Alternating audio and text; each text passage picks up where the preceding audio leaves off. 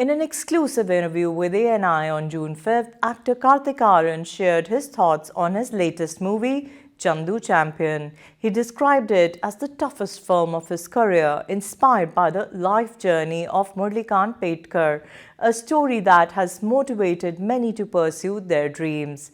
Despite the challenging conditions during the shoot, Aaryan believes Chandu Champion is a relatable journey for dreamers everywhere. Take a look.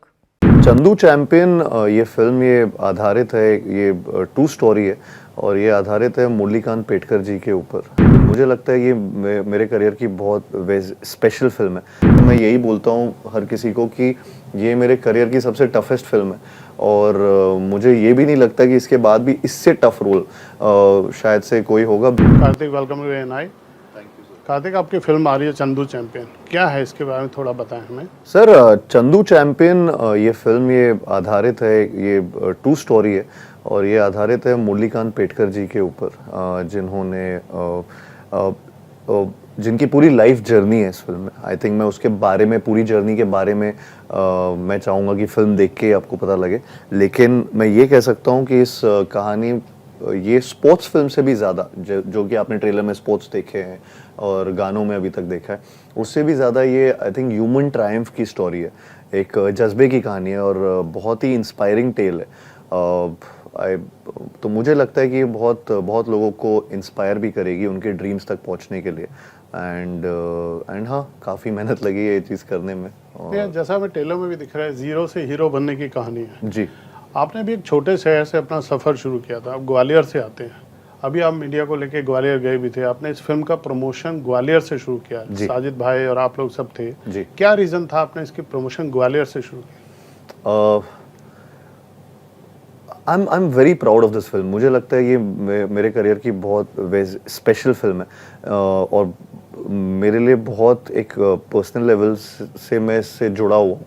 जो इनकी story है उससे भी मैं कहीं ना कहीं मेरी स्टोरी को भी जोड़ पाता हूँ। तो मुझे लगा कि why not do a trailer launch, या पहली चीज़ जो फिल्म की आती है वो वहाँ से शुरुआत हो जहाँ पे मैंने ड्रीम किया था एक्टर बनने का, मैंने सपना दिया था। And because it's a story, जब आप ये फिल्म देखेंगे तो आप समझेंगे it's like an Indian dream. It's that kind of a story जिसमें हर इंसान अपनी कहानी को ढूंढ पाएगा और रिलेट कर पाएगा। तो सब ड्रीमर्स की कहानी है और तो मैंने जहाँ से ड्रीम किया था मुझे लगा कि शायद वहाँ पे चंदू चैंपियन का ट्रेलर लॉन्च होना चाहिए। एंड सबको ये अच्छा भी लगा, तो हम सब, कबीर सर, साजिद सर, सब लोग, पूरी टीम वहाँ पे गई, सारे जर्नलिस्ट, थैंकफुली सब लोग, हम लोग साथ में वहाँ पे पहुँचे और पूरा इवेंट कवर किया। एंड बहुत अलग एक्सपीरियंस था। मतलब मेरे लिए पर्सनली वो बहुत ही होम कमिंग सा था और जिस तरीके से वेलकम हुआ, जिस तरीके से ग्वालियर ने इतना प्यार दिया हम सबको, और तो मैं सबके लिए बहुत आभारी हूँ इस सब के लिए। एंड या तो ये इसलिए आई थिंक कहीं ना कहीं, क्योंकि वो स्टोरी एक जर्नी की कहानी है, तो मुझे लगा वो रिलेटेबल फैक्टर है उस चीज़ का। हमने देखा वो खुशी मनाने लगभग पूरा ग्वालियर स्टेडियम में इकट्ठा हो गया, आपके फादर भी स्टेज पे आए जी। Feel so proud of you. और इस तरह की जर्नी, मुझे लगता है ऐसी चीज़ों से और लोग भी इंस्पायर होते हैं जो छोटे शहरों से आते हैं जी। क्या ऐसा था आपका सोचना कि हाँ और लोगों को भी इंस्पिरेशन मिले?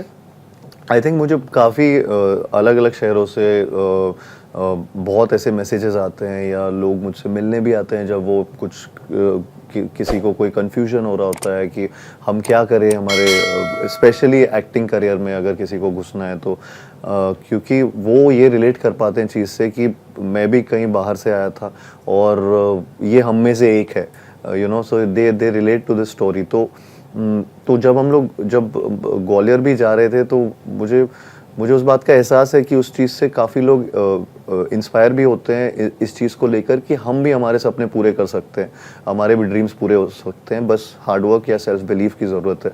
और सो आई थिंक जब वहाँ पे गया और जब वहाँ पे सबको देखा, जिस तरीके का रिस्पॉन्स वहाँ पे मिला, बहुत ज़्यादा ओवरवेलमिंग हो गया था मेरे लिए, मेरी फैमिली के लिए, बिकॉज और पापा के लिए भी बहुत ज़्यादा ओवरवेलमिंग था उस टाइम वहाँ पे, तो इसलिए मैंने उनको स्टेज पे भी उस टाइम लास्ट पे बुलाया था, एंड तो he was really emotional after that. तो वो थोड़ा अपने शहर में ऐसी चीज़ होना बहुत बड़ी बात हो जाती है सबके लिए, तो बस I was no different. Kartik, आपकी भी जर्नी हमने देखी है, पंचनामा से चंदू चैंपियन तक। अभी आप स्ट्रगलिंग एक्टर नहीं हो, अब आप सफल अभिनेता हो। अब आप गाड़ियां भी ले रहे हो, घर भी ले रहे हो। जब सबसे पहला व्हीकल आपने खरीदा था, हाँ। क्या आपको याद है आपने क्या व्हीकल लिया था? फर्स्ट व्हीकल क्या था आपका? मतलब मैंने यहाँ पे जो लिया नहीं, था वहाँ पे जब आप मेरे पास एक सन्नी थी हाँ, वो स्कूटी बोलते हैं उसको, वो लाल रंग की थी। उसको लेके गेड़िया मारने कहाँ जाते थे सब? जब आपने सपने देखे होंगे कुछ बनने के, या दोस्तों के साथ जो टाइम पास होता था, बेस्ट जगह क्या थी वहाँ? वहाँ पे मुझे वहाँ पे फोर्ट बहुत बेस्ट लगता था, लेकिन वहाँ पे हम मतलब वो सन्नी ऊपर जा नहीं पाती थी क्योंकि वो बहुत स्टीप था, तो वो उतर के फिर हमें वो ऊपर लेके जाना पड़ता था, फिर वहाँ पे पार्क करते थे, तो पैदल ही हो जाता था आधा रास्ता। तो मगर ये था कि फोर्ट वहाँ पे बहुत एक आइकॉनिक सी जगह है जहाँ से पूरा किला वो है, जहाँ पे पूरा शहर दिखता है, एंड आपको you feel like you are on top of the world. तो वो थोड़ा सा एक ऐसा फीलिंग आता है, एंड तो वहाँ मैं बहुत जाता था जब मैं ग्वालियर में था। और हाँ, मतलब ऐसे दोस्तों के साथ तो काफ़ी मस्ती करते थे, और हाँ, ये वापस हम फिल्म पे आते हैं जी। हमने कबीर खान साहब के साथ काम करके कैसा अनुभव रहा, क्या सीखने मिला? और सुना बहुत मेहनत कराई आपसे। हाँ सर, देख ही रहे हैं अभी सुना।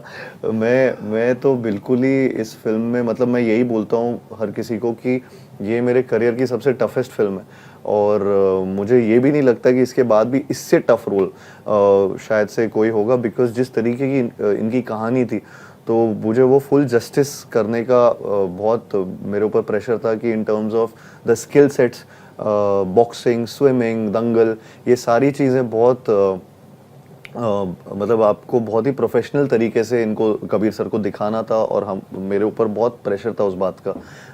तो वो स्क्रैच से सीखा था सब।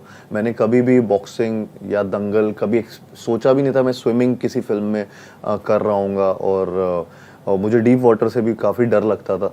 तो मैं वहाँ से लेकर सीधा यहाँ पे 15 फीट के ओलंपिक साइज स्टेडियम में पूल में ये स्विमिंग करना मेरे लिए बहुत बड़ी चीज़ें थी। एंड बॉक्सिंग करना विथ प्रोफेशनल बॉक्सर्स, ये सब चीज़ें आई थिंक बहुत मेहनत लगी वहाँ तक पहुँचने के लिए। 1.5-2 साल की मेहनत पूरी लगी ये सारे फिज़िकलिटी को अचीव करने में। इमोशनली भी काफ़ी इस फिल्म में, क्योंकि बहुत पेशेंस चाहिए था इस फिल्म को बनाने में, इस फिल्म के हर लुक को अचीव करने में, बॉडी टाइप को अचीव करने में, स्किल सेट को अचीव करने में। वो जो सीन्स थे वाइल इन द स्पोर्ट्स, मतलब अगर मैं स्विमिंग कर रहा हूँ तो उस टाइम क्या इमोशन है, बॉक्सिंग के टाइम पे कुछ फाइट्स में क्या इमोशन, वो while being in that zone, और वो जोन इन होके वो स्पोर्ट्स खेलते टाइम मेरे अंदर क्या क्या चल रहा है, वो बाहर लाना, वो इमोशन उसी टाइम पे, वो थोड़ा बहुत काफ़ी डिफ़िकल्ट था। क्योंकि हम नॉर्मली जब एक्टिंग कर रहे होते हैं तो कई बार ऐसी चीज़ें नहीं कर रहे होते हैं, आप सिंपल सीन्स कर रहे होते हैं, और उनकी सिचुएशंस थोड़ी, इसकी सिचुएशन बहुत एक्सट्रीम थी जब ऐसे चीज़ें करनी पड़ रही थी मुझे।